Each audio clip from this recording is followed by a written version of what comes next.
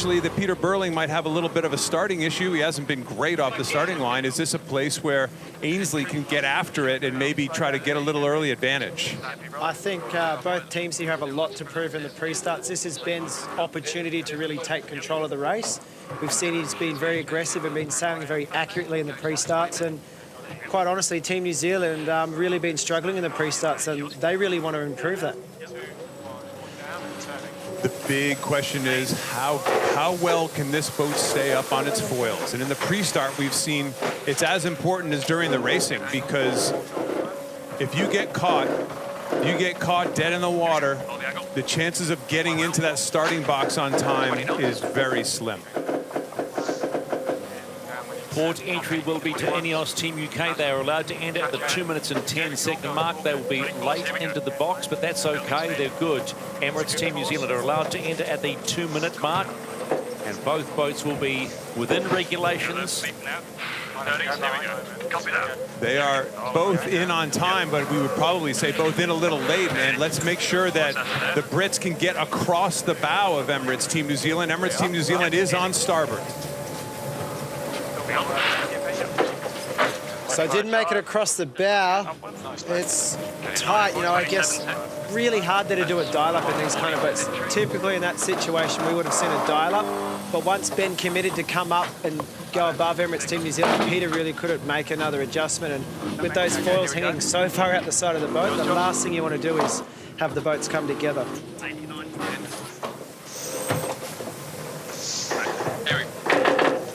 That's 1:20 to start here. On board Boundary Team in UK. 25 seconds on this course. In 20 seconds on this course. That's the voice of Giles Scott. Easing here. Into a drive. 10 seconds to boundary. High pitch. Yep. Down. Turning. So they've jibed right out near the boundary there in Emirates Team New Zealand. Not really pushing them hard. They're going to follow around. There's a bit of separation between the two boats. The real question is how are they going to make this jibe and stay on their foils? And if they do, are they early on the way back to the start? These are two teams clearly more interested in staying up on their foils than they are with playing with each other right now. Under 30 seconds to race start in the first ever Prada America's Cup Christmas race.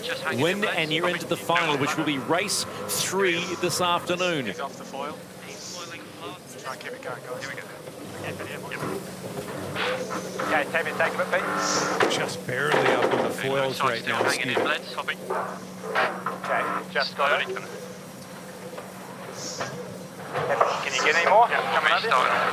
Clock's ticked down to 0. It is race on. Both yachts struggling to get across the start line. Surely two boats that are struggling to stay on their foils right now, isn't it? Yeah, Kenny, you called it. They were a bit early turning back. Yeah, we could see a dial down here. Time. Nope, it didn't do it. Coming up 2 degrees. Okay.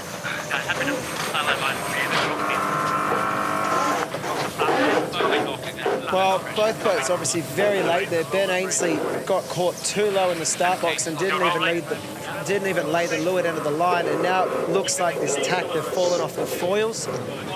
Peter Burling was late also, but had complete control being the windward boat. It meant that Ineos Team UK couldn't tack and cross that start line. I'd say that's a big win for Emirates Team New Zealand on that start. Sorry, Shirley, I kind of talked through you there, but it was very clear in that pre-start. The main concern for both teams was staying up on the foils, and unfortunately for the Brits, that dream has come to a crashing halt. They looked so confident for a while, Kenny, but I wondered, you know, they had a bit of time to kill on the way back. The breeze also went to the left, which made, you know, really narrow angles to the start line. And my goodness, they're really on the edge to keep that boat flying, and any kind of change is difficult. Okay, let's go back and have a look at the replay of this start. You can see Emirates Team New Zealand just laying the pin into the line there. That red mark they're about to go above, and Ineos Team UK having to tack to get back through the line.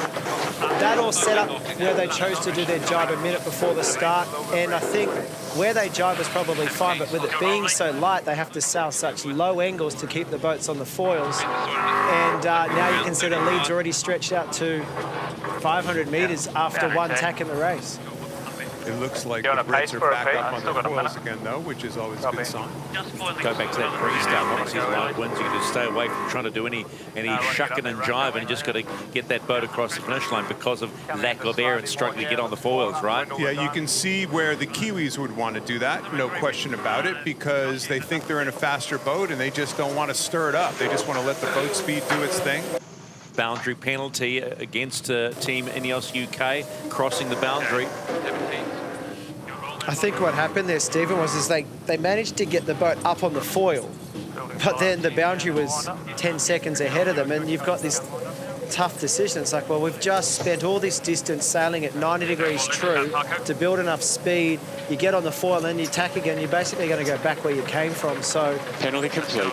They've now completed the penalty. Now they're back inside the race course. But what we're seeing in these lighter winds is that on the exit of the tacks, the teams are having to sail very, very low angles to be able to keep them on the foil. And then once they get over that bottom speed hump, you can see here 14 knots, not foiling at the moment with Ineos Team UK, 27 knots for Emirates Team New Zealand. They're foiling, they're going back upwind, but Peter was saying in the onboards yesterday, guys, we've got to exit at 90, which means you're not going upwind or downwind, but just to keep it on the foil. And once you're on the foil, let's take it back upwind and continue going towards the top mark.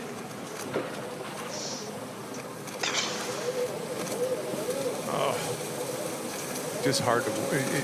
I've talked to so many people around the world about yesterday's racing, and you know, it was fascinating that at no time in history have we ever said a 6.5 knot wind speed race would be exciting.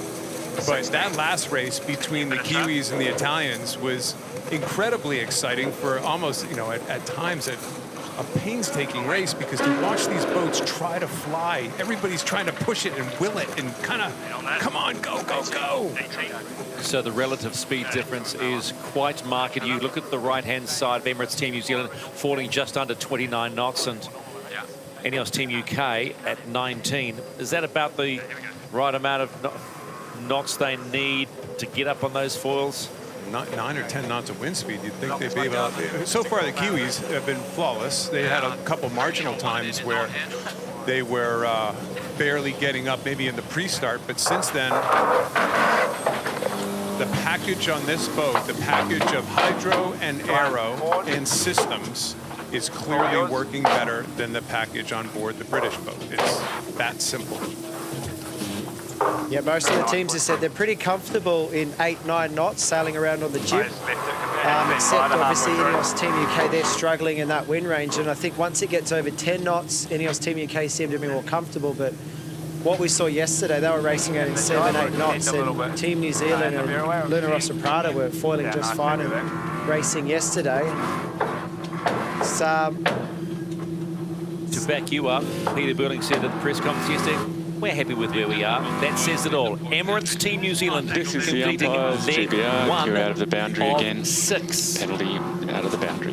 As they round the top gate, and another penalty to Ineos Team UK for a boundary crossing.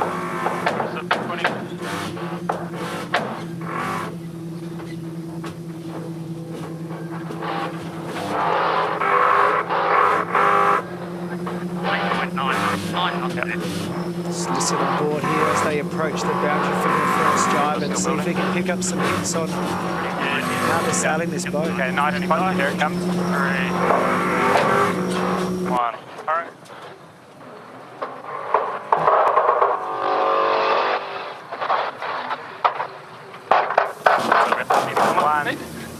Trip's a bit high.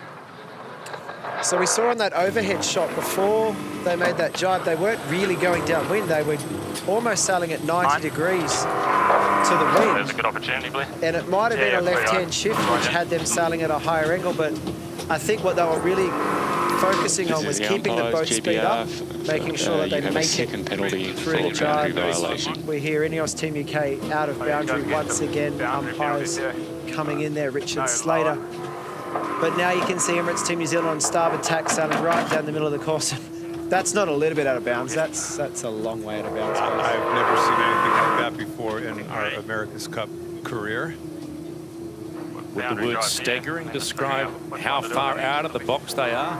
I mean, we should talk to the head umpire, Richard Slater, and find out what is his feeling of this. Obviously, they're not even trying to stay on the race course. Does that make it more egregious, or is a penalty a penalty?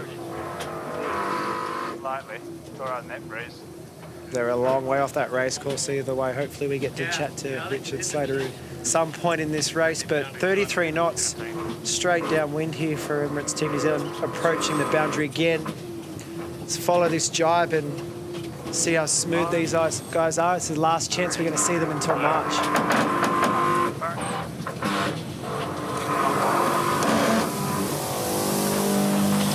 There now. 2, 1. Not even. Okay, so one thing super noticeable today is how much slower that windward foil is coming out. In a breeze, it comes out of the water really fast. Today, they're clearly using that kind of tripod effect of the stability of the two foils and to their advantage to make sure they stay up and not getting that weather foil out of the water so quickly.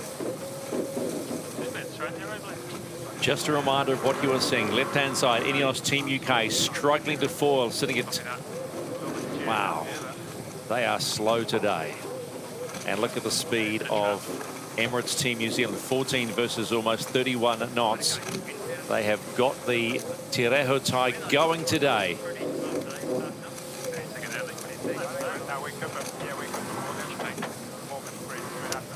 Shirley, I've never seen a boat just ignore the outside edge of the race course like this before. Have you?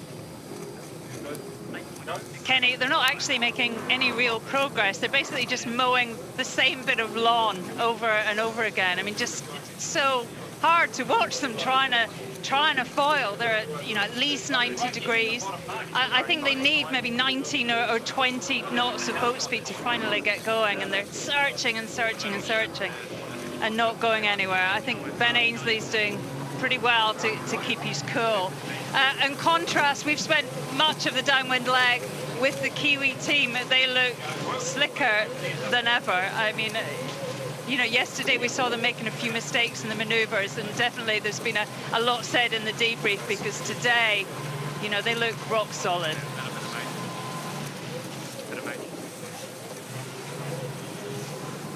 This is kind of a, we talked about it before. We've talked about it for a few days now.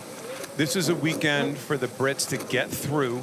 Because remember, you're committed to your foils. People keep saying, I keep getting notes, why aren't they changing their foils? They can't. They actually have to declare their foils 5 days before the event, and then you can't change anything. Unlike in Bermuda, where when Nathan was sailing in Bermuda, you were changing your foils every morning, or at least through 2 sets. They can't change their foils. So they need to get through this week, and I'm sure they have a plan already in place as to what they're going to do.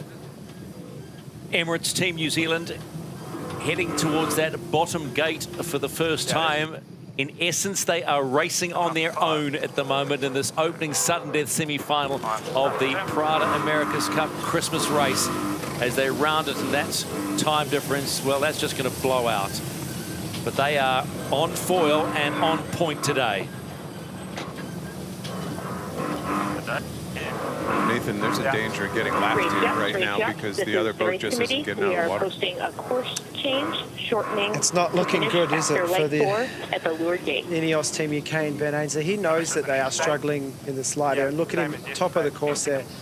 It's not even close at the moment to getting up on the foil. Meanwhile, Team New Zealand are sailing clean and polished. You'd think it's plenty of breeze looking at one of these boats. And, this wind range that they've had to sail for, is 6.5 to low 20s. And, this is very typical of March sailing conditions, and that's why Emirates Team New Zealand are trying to make the most of this sailing. Well, they're going to have to make the most of 1.5 more legs, because the course has been rechanged to a 4-leg race. So Emirates Team New Zealand on their penultimate leg, 3 of 4 now. It started out at 6, it is now 4.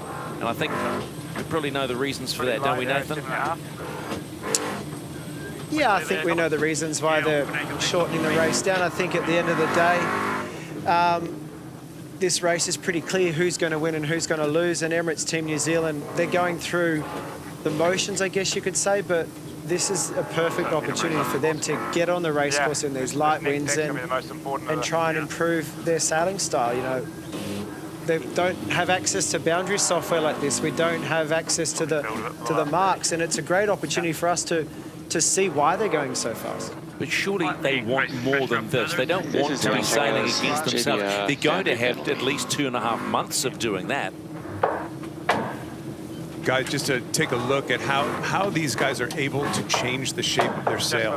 These are all hydraulics. There's no boom. There's a hydraulic up and down, and then there's hydraulic ins and outs that control. So they're controlling both sides of the wing or this twin skin mainsail. So both mainsails are actually being trimmed reasonably independent from each other, but no boom.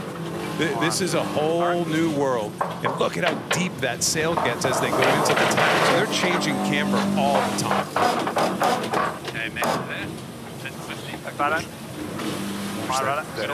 Your rudder now. Smooth as silk. They're not coming close to touching down. The other boat, Ainsley's way out of bounds again. He's doing anything just to try to get up on his foils. Nathan, he's in danger of getting lapped. And I don't know if anybody ever thought that. I think if you look at the speed of Emirates Team New Zealand, they're going to be round the top marks probably before Ben Ainsley gets there. And quite possibly they're going to finish at the bottom of the course before Ben really starts making any headway downwind. Just as I said in the background, Ineos Team UK look like they're about to start foiling here. But Ken, just going back to your comment before about the way they're controlling the power on this sail, like, what a boat needs to get foiling is a lot of power. So you want a deep sail in the twin skin main. You can actually put camber in the bottom of the sail. Let the leeward side of that main, the leeward skin, get deeper. Meanwhile, you can keep a little bit flatter on the windward side. And then once the boat pops up on the foil, you actually flatten both sails. You trim the main on, you go less twist, and you go flatter, more efficient setup. And then as you're about to tack, you ease all the controls off, you deepen it up, so when you exit the tack, you have the power once again. And I bet you Glenn Ashby's on there right now with his controls. He's got the running backstay, he's got the Cunningham, he's got the mast rotation, he's got the sheeting angle for the sails. There's lots of things going on that boat to control it. And I think these guys have really focused on having really good power control of the sails. That's Glenn Ashby there on camera. You can see he's always focused on something. You can see how just let deep the jib sheet go. You see that? Let the jib sheet go. Yeah. That's great. That's a great analogy, Nathan. And big ease. So that's Pete jumping in, Glenn jumping out. Go ahead, Shirley. We're right behind the Kiwis. I mean, it's the perfect lead shot that every coach out here would want to see. I mean, it's changing all the time. And I wonder, Nathan, if some of that's with the help of a computer, are you having to, is Glenn having to make all those adjustments, one by one and some sort of, cascade? I mean, how does that work? That's the million-dollar question there, Shirley. Exactly. I'm sure they have computer systems on board helping them with targets. You can see those green stripes through the sail. They use cameras on board to determine what the shape of the sails are. They could have cameras facing up the sails right now, telling them what their current depth is and what their target depths are for different wind ranges. Glenn could be sitting to leeward right now with a big control panel just saying, oh, we need to sheet more down the leach of the main sail to deepen it up. Now we need to just go forward a little bit. Okay, we want to bend the mast. Let's pull the running backstay on. There's a lot going on there right now, and that doesn't just happen in the light wind. It happens through the entire wind range. And I think they have one of the most sophisticated sail control systems out of all these teams. Here's the moment right here. They're about to tack on that ley line, and they've effectively lapped Ineos Team UK here, and they stick this tack and go around the top mark. They're going to be potentially at the bottom mark before Ineos Team UK even reaches the top mark. Oh, it's light though, isn't it? They didn't pull that foiling tack off. But they've still got speed and flow on the foil. Lift in the back end of the boat. You see that, but look at, he's heading actually back towards the mark in order just to try to keep the thing going fast enough to get that foil to work. He's just bearing away or pointing up to find the most amount of power. And once you find that power... Look how deep that sail is, though, in order to find the power. The mainsail and the jib, super deep. You ever think about a jibe out here, Pete? I think your tech's not much worse at that. They're talking about jibing upwind because they think they can't pull off attack. That's what I think you just said. Yep.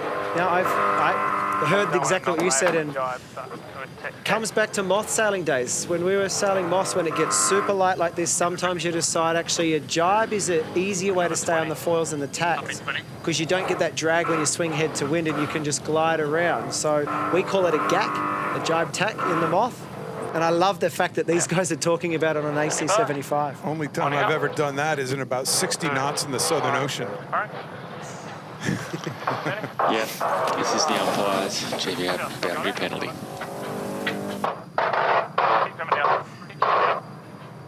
Emirates Team New Zealand racing against themselves in the opening sudden death semi-final against Ineos Team UK, who are once again are finding real troubles to try and get up on the foils.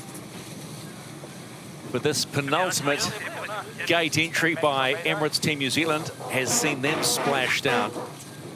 I think they're just going to try to get through this gate manually and as a displacement boat, and then they'll find that long width of the racetrack like we saw Nathan yesterday. They might even jibe around and head back out again and try to build.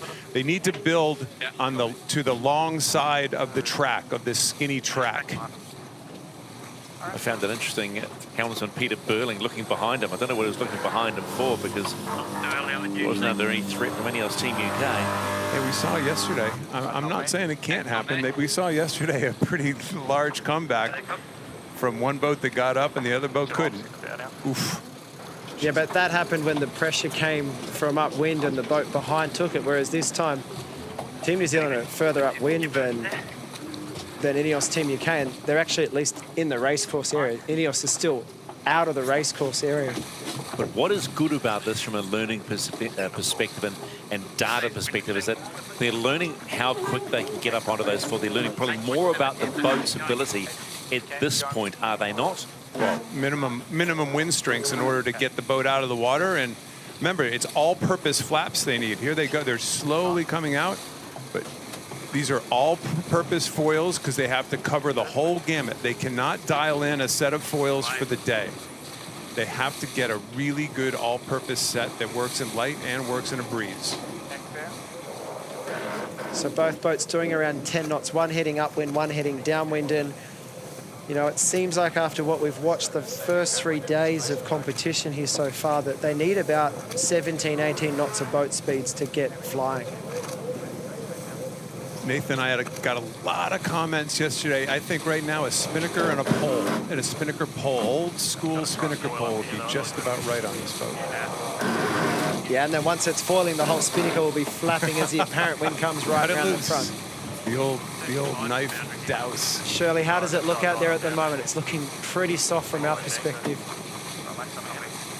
Yeah, it's pretty soft, Nathan. I mean, Ineos have not foiled, I think, this entire leg. It was interesting coming around that mark. I think Pete Burling was looking behind at us. I hope we stay out of the way. Was that actually they could make their sails look like normal sails. They can like let them out, and I haven't seen that on any of the other boats. Also, we got a pretty good look at their foils. I mean, I had to understand really the Kiwi foil is very small and very slim. The British have a massive foil, and you would have thought in these light conditions that you need a big surface area.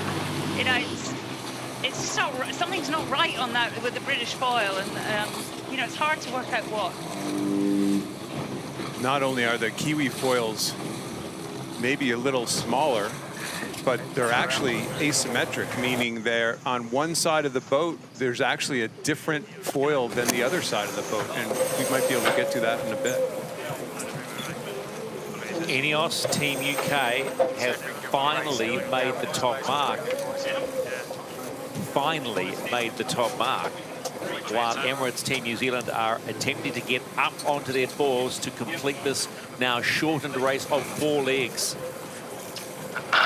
Not a super happy looking team that too much work, too much effort, too much time in the gym and on the boat, on systems.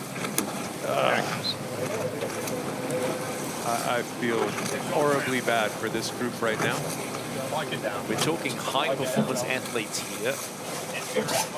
One thing doesn't change. If it's not going well, you can be as strong and as smart as possible, but gee, it must knock them psychologically.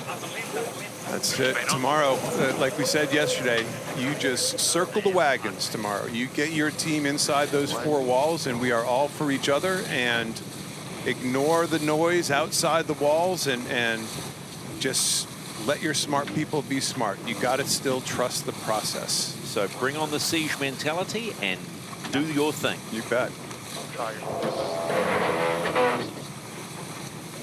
So both teams at the moment in this first sudden death semi-final of the Prada America's Cup Christmas race, just trying so hard, edging themselves to get up on the foils.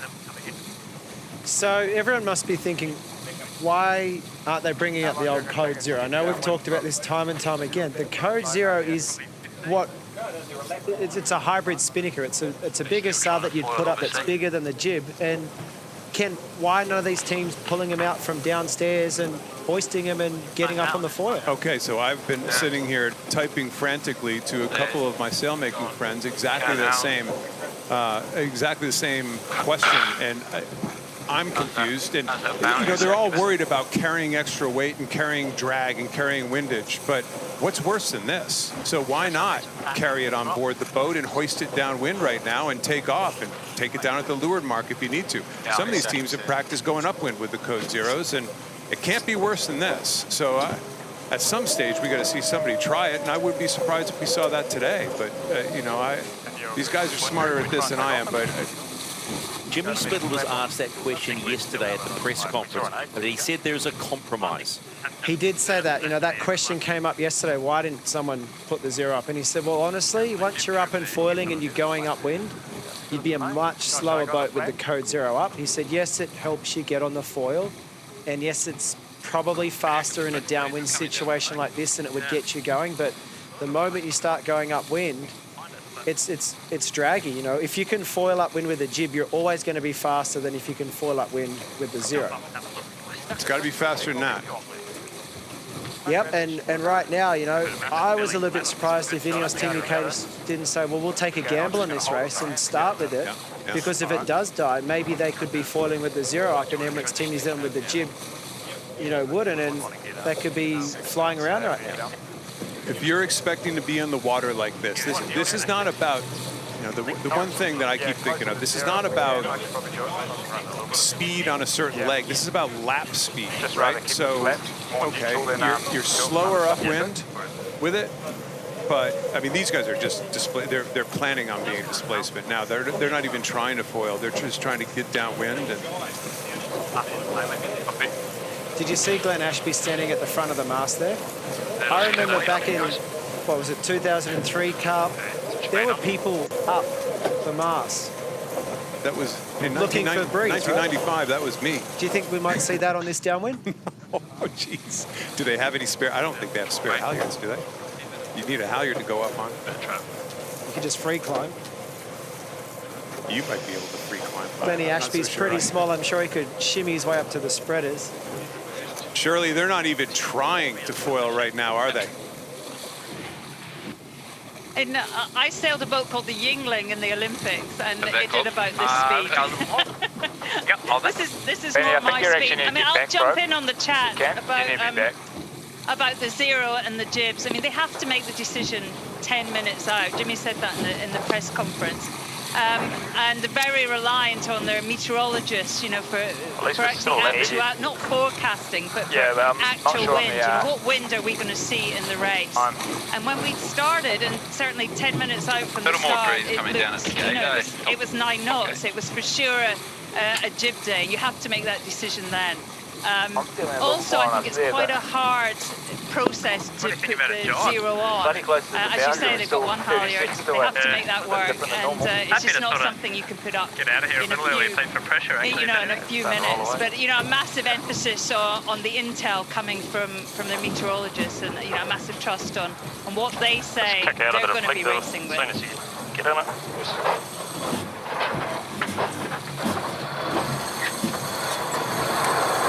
Forward's coming up. Do master, you want to do it? Oh, easy, man.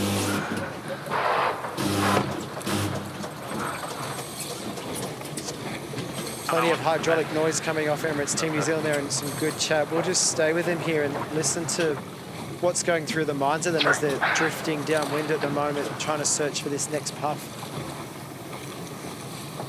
A little more jib. Nice, Phils. Showing a little more honest there, but I'm not sure if it's right.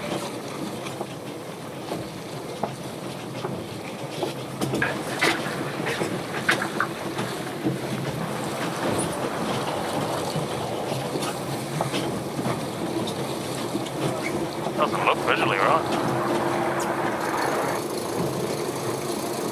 The question I have is this. You're sitting in the water. You're trying hard to wait for the wind to try and find something. What are you learning about your boat? Not a lot right now. This is not what these boats were made for. No, right now, if you're in the water and you know there's no chance of taking off, you're just learning that it's too light to race these boats is what you're learning. And if they had the code zeros up, they might be learning, okay, we can generate some power. But right now, you're probably trying to decide between, do we do 5 knots and aim at the bottom marks? Or do we just keep going from boundary to boundary at 90 degrees, trying to generate speed and some apparent wind and try and get it up and foiling? A bit like what happened yesterday in race 12 of the World Series, where Peter Burling against Luna Rosso, as Kenny described it, used the whole race course to finally get up with the foils. Well, one thing that's interesting is Ineos might have found its condition right now. This sounds very sarcastic, but they've been quicker in displacement mode than New Zealand. Just saying. Too far? Too much? Let's have a listen to Ben and see if they have the same opinion as you, Kenny. You know that your start will be postponed. The new time will be advised after the finish of race 1.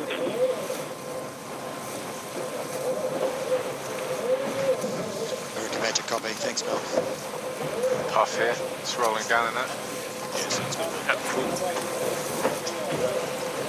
You will never see competitor athletes ever quit, and this is the proof of it right here.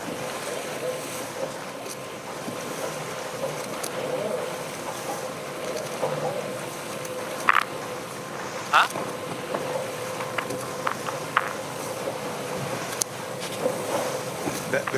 That's the clue of the jib, one of the corners of the jib. That is made for tons of load. And to give you an idea how little wind there is, that's a human sitting on it and essentially trimming it with their body weight. So I think that's Parco. That just gives you an idea. It's just worth noting that these races do have a 45-minute limit. We've just gone past the 30-minute mark. We are of the understanding that the race number 2, the second sudden death semi-final between Luna Rossa, Prada Pirelli and American Magic will be delayed.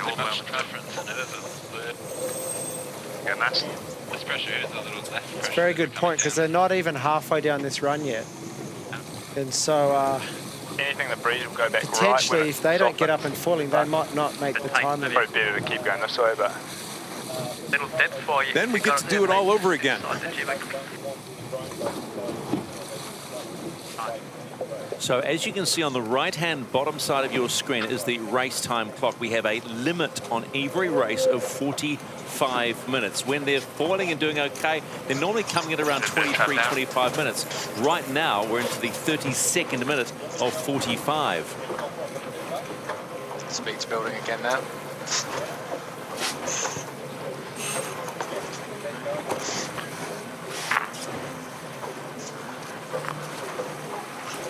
Starting to roll away now. Oh, yep.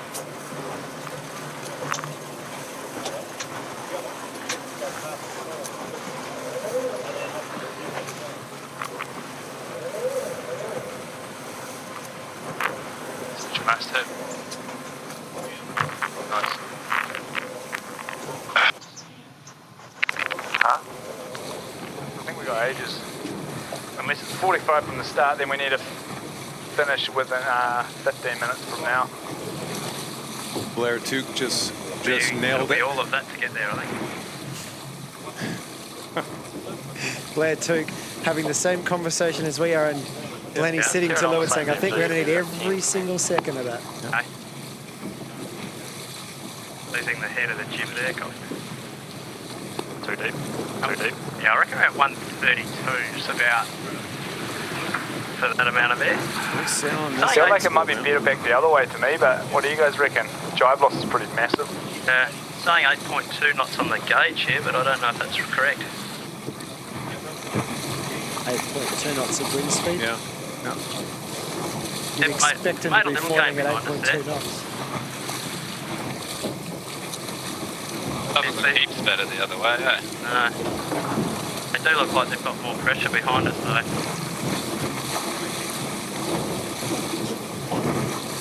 Gains to them at the moment. So they've been heading downwind for about 14 minutes. They're not quite halfway. So at least another 14 minutes to go unless they get up in foiling, which has them just not quite making it. But all it takes is that breeze to come up 1 or 2 knots and boats will go from 8 knots to 30 knots in a heartbeat. So it's a game of patience right now. I'm sure if you're Ben Ainsley right now, you're hoping they don't make that time limit. Exactly correct. You get another chance to have a The breeze is supposed to build, I think, as the day goes on, right? We are supposed to get a little more of a sea breeze in the later afternoon. We are, but I think what we're seeing right now is we've got this light northeast sea breeze that's coming in through the islands to the dragging that flat transom Auckland City and all the beaches along past Takapuna there. And on the west coast out near the airport, we've got a southwest sea breeze. And what we've got is them just fighting each other. And at some point between now and sunset, one of them's going to win. And we're out on course A, so we're hoping that the northeast is going to win. You hear Ben just say, we're smoking here, boys. 3 knots faster, yeah. And a little bit lower as well. And maybe there's less hull drag than we think. For sure there's less transom drag. You know, that the low corners of the back 2 corners of the Kiwi boat is certainly pretty draggy, that big flat transom. Good hull drag comparison. That's what I was just talking about. Wow. Let's do the same thing. We're max displacement. Which made up. We're max displacement now, aren't we? The moment they punch through, they clear their flat transom.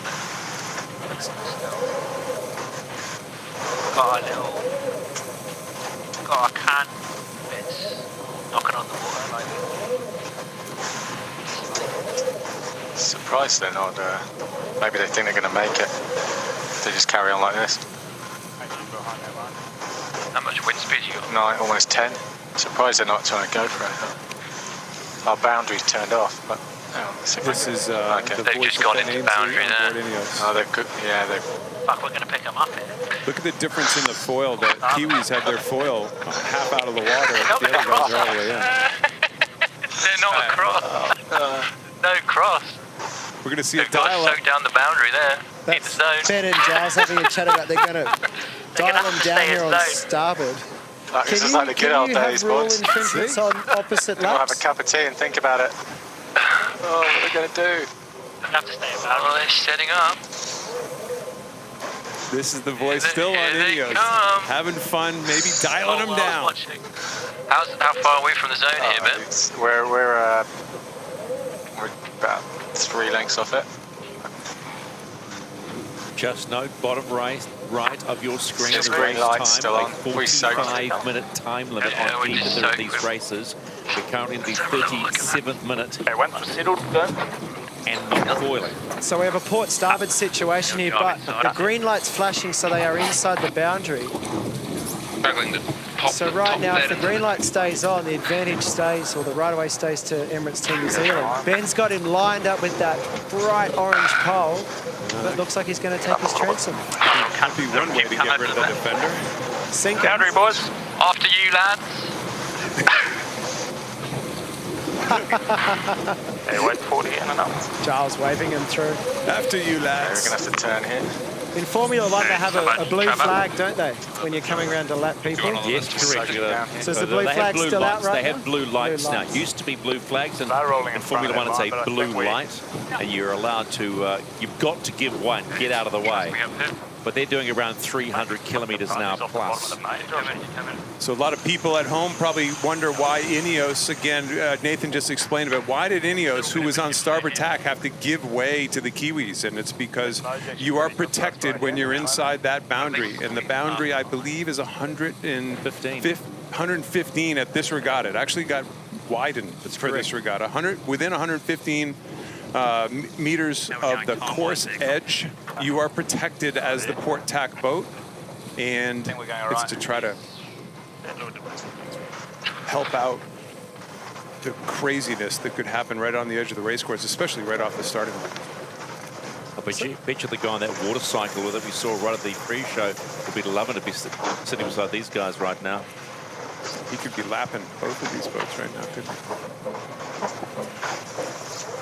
So, Ken, if you were Ben Ainsley there, you can obviously take the transom and jibe past, but, you know, they have an opportunity there maybe to jibe inside and take the wind out of the sails of Emirates Team New Zealand and slow them down to not make the time limit. I'm surprised they didn't do that. Right. Do you think at this stage they're just ready to get it over with and get back in the shed tomorrow? Just be done with it. Don't draw out the pain. Yeah, and exactly. just have it over and done with. Again, we don't mean this in a derogatory way, but you can just look at the...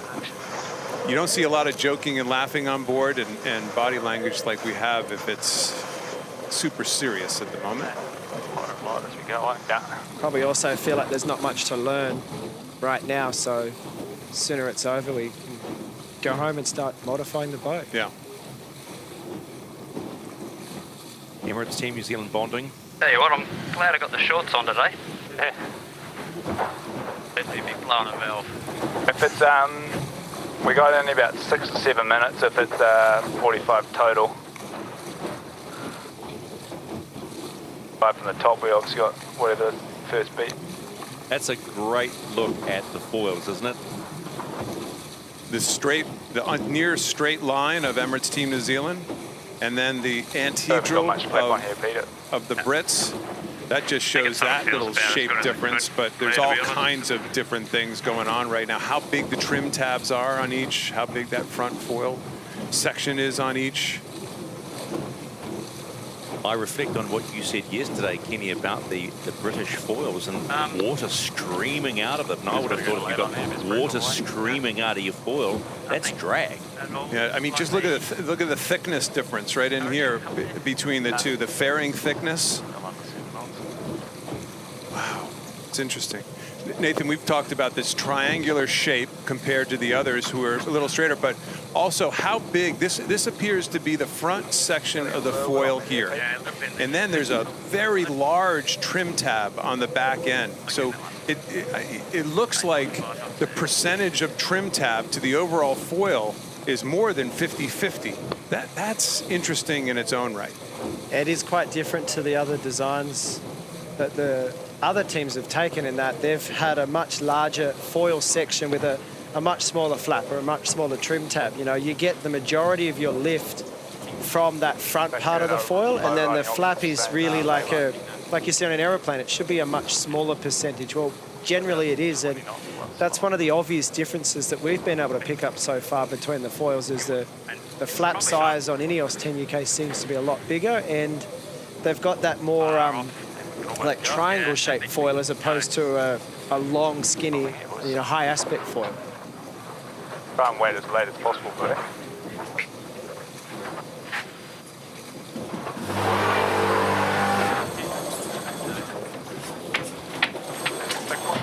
Rotation. Yeah. Sorry. I'll hold down. Got your cups, I was coming up. Come sheet on, please, guys. We're in the 42nd minute of a maximum 45-minute race. And it's a little way to the finish line because this is the last leg. Reminding you, though, that Ineos Team UK have been lapped. They made it to the top of the first leg. Essentially, they're on the second leg. Look at the water pouring out again. See the water pouring out of that back end, and kind of really interesting, kind of an inverted shape here along the back edge of that trim tab. I can't take total credit for this, by the way. My friend Juan Kumajan, Juan K, as the rest of the world knows it. I was talking to him this morning, and he was the one that talked about possibility. Like he said, there's no science to what I am saying. I am on my couch at home like everybody else. There also we could be not seeing that dotted line there. That's obviously something that they're trying to test the flow off of the foil. Yeah, we're assuming that's where the hinge is. Yeah, exactly. So it that's might my not point. be there at all. That's my point. That could be. And no one's, we're never going to get a verification there, but it does look like there is a distinct line right there, and it maybe at best it's 50-50, 50% flat, 50% front of the foil. But if we look at Emirates Team New Zealand's foil, I bet you they've got a much smaller flap than that, and there's a lot going on. There's the top surface of the foil looking from the onboard camera on the mast. It's much smoother on this side, but the hinge I think you'll find is underneath, and then that's the foil tip there. Tantalizingly close to the finish line. We're in the 44th minute. A little over 1 minute 30 before time runs out. Shades of San Francisco. 1 minute, please.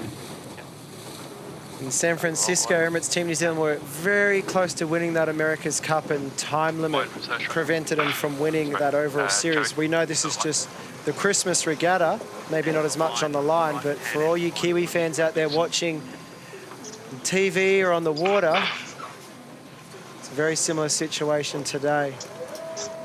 Racing the clock. Coming up on 1 minute. If you're a betting man right now, Stephen, what are you thinking? You've seen a lot of car races. Are you a horse race man? No. Not a horse race guy. Love the car racing, and they go a little bit quicker than this one. And normally they'd have crossed the finish line probably 3 to 4 laps ago because of the speeds, but they're in the 45th minute. We are still waiting on how this one will be decided, because we do know that Emirates Team New Zealand have lapped them. If it was a tie, it would go on who was the fastest. By the way, not a chance they're finishing this race on time. You think? Not a chance. 30 seconds to go. They're about a minute away. Great observation, Kenny. Yeah, that's why I won't say it. Not a chance. They are just going to miss the finish line. Here comes the time limit expiration of 45 minutes. Rotation there, boys. Big rotation, please. There it is. I got flat. Come a little canoe on me. Race yachts, race yachts. This is the race committee. We have reached the time limit and will be terminating this race. We plan to resale this race after race 2. Stand by for further information. So the intention is to resale the race after race number 2, which is between Luna Rossa, Prada, Pirelli and American Magic. We do know there has been a delay in that race as well.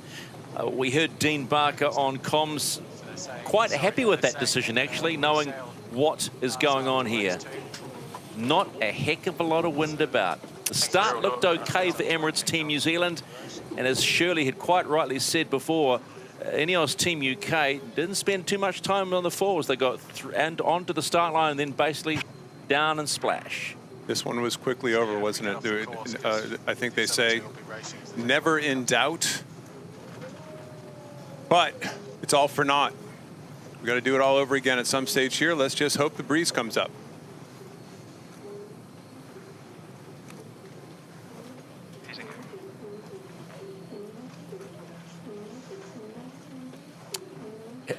Yeah, they're like 20 meters from the finish.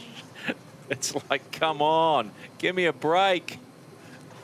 Best information to come out of that race was Glenn Ashby saying he was glad he wore his shorts today rather than his long trousers. That was the best. Sub 7 knot race. So Shirley, on the water, it's obviously gotten a lot wider. What can you see out there at the moment? Oh, Nathan, I think we might have to be quite patient. It's tricky. When you live here, you know it's tricky, that the thermal wind here. I mean, particularly the North Island here is a narrow strip of land in a massive ocean. So, you know, there is a bit of heating off the land, but, you know, there's two coastlines and, you know, not a great deal of land to heat up. So it's going to be a hard day. You know, the other coastline, it's you know, southwesterly wind here. It's very light northeasterly.